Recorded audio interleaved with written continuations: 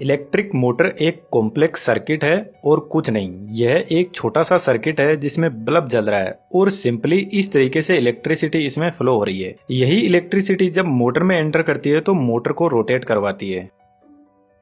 चलो इस सिंपल से सर्किट को ही इलेक्ट्रिक मोटर के सर्किट में कन्वर्ट करके देखते हैं। इस बल्ब को जलने के लिए इसका सर्किट पूरा होना जरूरी है। यदि कहीं से भी वायर ब्रेक हो गया तो बल्ब काम नहीं करेगा और वायर के बीच में कनेक्शन बनाने का और ब्रेक करने का काम स्विच का होता है।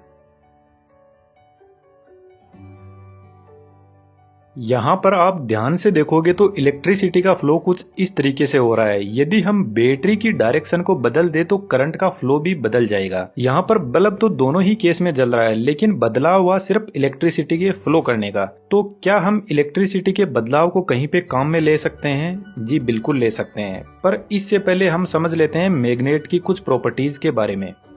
यह है परमानेंट मैग्नेट। इसको परमानेंट मैग्नेट क्यों बोलते हैं? क्योंकि इसका जो मैग्नेटिक फील्ड होता है वह 24 आवर अवेलेबल रहता है और एक डायरेक्शन में अलाइंड रहता है। हमको अच्छे से पता है कि मैग्नेट के ऑपोजिट पोल एक दूसरे को अट्रैक्ट करते हैं और सेम पोल एक दूसरे को रिपेल करते हैं। यदि हम इस मैग्नेट को स्पिन करवाएं और इसके पास में यदि किसी दूसरी परमानेंट मैग्नेट को सेट कर दे तो जब दोनों मैग्नेट के नॉर्थ और साउथ पोल एक दूसरे के सामने आ जाएंगे तो यह परफेक्टली अलाइंड हो जाएंगे, एक प्रेमी जोड़े की तरह। लेकिन हम इनके बीच में विलन बन के उतर जाएंगे और जैसे ही ये अलाइन होंगे तो हम तुरंत इधर वाली मैग्नेट की पोजीशन बदल देंगे और सारा मूड खराब कर देंगे। और जब दोनों नॉर्थ पोल सामने आएंगे तो एक दूसरे को रिपेल करेंगे और यह दोनों ऑपोजिट फिर से अट्रैक्ट करेंगे और फिर हम ऐसे ही साइड मैग्नेट की पोजीशन बदलते जाएंगे।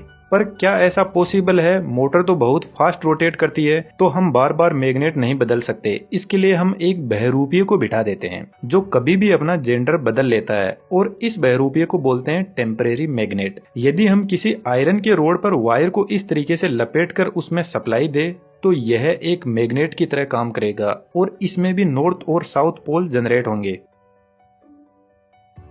लेकिन इस मैग्नेट की खास बात यह है कि यदि हम इस बैटरी की डायरेक्शन बदलते हैं तो करंट की डायरेक्शन के साथ में इसके पोल की डायरेक्शन भी बदल जाएगी कुछ इस तरीके से। यदि इस रोटेटिंग मैग्नेट की जगह इस टेम्परेरी मैग्नेट को रखकर सप्लाई देंगे तो इसमें पोल क्रिएट होंगे और जैसे ही साइड वाली मैग्नेट के साथ में यह अलाइंड होगी तो हम इसकी सप्लाई बदलकर नॉर्थ को साउथ और साउथ को नॉर्थ बना देंगे। सबसे पहले दुनिया को रोटेटिंग मैग्नेटिक फील्ड के बारे में बताया। यहाँ पर मैं इसके बारे में बहुत ज्यादा कुछ एक्सप्लेन नहीं कर। जब टेम्परेरी मैग्नेट इस पोजीशन पर होगी तो फिर से वही सिचुएशन क्रिएट हो जाएगी। सेम पोल रिपेल करेंगे और ऑपोजिट अट्रैक्ट करेंगे। बस हमने मोटर का ऑलमोस्ट सर्किट तैयार कर लिया है। यदि हम साइड में एक और मैग्नेट सेट कर दे इसको स्ट्रॉन्ग बनाने के लिए तो दोनों मैग्नेट मिलकर काम करेगी और बीच वाली टेम्परेरी मैग्नेट को स्ट्रॉन्ग मैग्नेटिक फील्ड प्रोवाइड करवाएगी रोटेट करने के लिए।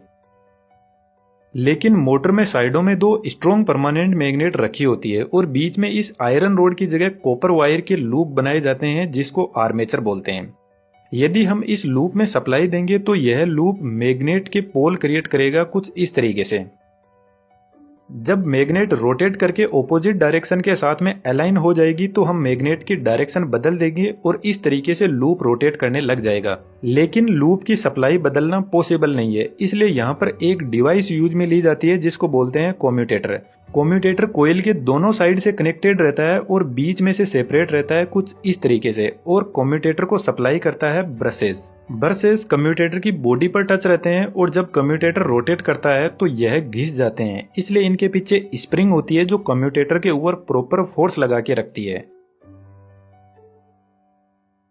जब करंट फ्लो शुरू करता है तो कम्यूटेटर की एक साइड से करंट एंटर होता है और दूसरी साइड से बाहर निकल जाता है। जब आर्मेचर रोटेट होकर ऑपोजिट पोल एक दूसरे के सामने आ जाते हैं तो उस टाइम दोनों तरफ के ब्रश कम्यूटेटर पर अपनी साइड बदल लेते हैं। जब ब्रशेस कम्यूटेटर की इस साइड में टच होते हैं तो करंट कुछ इस तरीके से फ्लो करता है और जैसे ही ब्रश की साइड बदलती है तो करंट की डायरेक्शन ऐसे फ्लो करने लग जाती है। इस तरीके से कम्यूटेटर करंट की डायरेक्शन बदलकर टेम्परेरी मैग्नेट के पोल बदलता रहता है और आर्मेचर रोटेट करता है।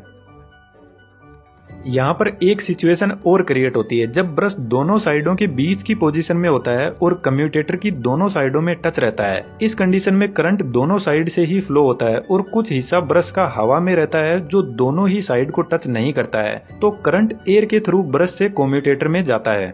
इसलिए घर में ग्राइंडर मिक्सर को आप चलाकर देखना, उसके कम्यूटेटर में आपको स्पार्किंग होती दिखाई देगी।